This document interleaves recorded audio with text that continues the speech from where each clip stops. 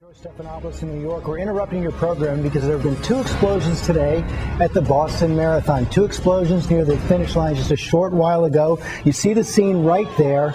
Explosions right by the finish line. The winners had passed several hours before. Some stragglers were coming by, but several people on the scene are said to be injured. One man whose bib number was 17528, Frank DeRuyter of North Carolina, said there are a lot of people down. You see the commotion right there in Boston today. Of course, the Boston Marathon, one of the premier sporting events in the country. Two white explosions near the finish line in short sequence. We have ABC's Chief Justice Correspondent Pierre Thomas on the phone right now. Pierre, I know this has just happened minutes ago. Do you have any indication from anyone at Justice or Homeland Security about what might be behind this?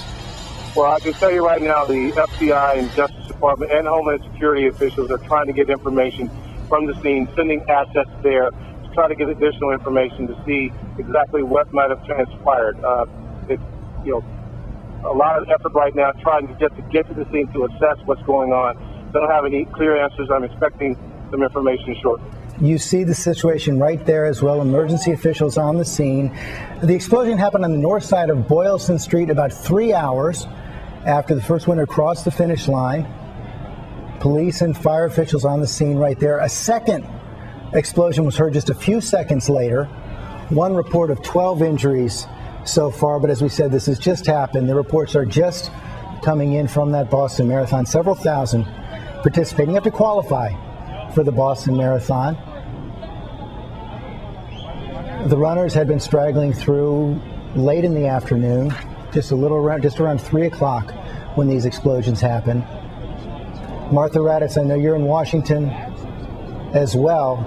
Any more information coming in? We really have nothing firm, George, except for the pictures we're seeing, and some of them really are quite graphic. There are clearly some very serious injuries at the scene. I spent many, many years in Boston covering that marathon myself. On those street corners, there are dozens, hundreds of people on those street corners, even though the winners have already passed.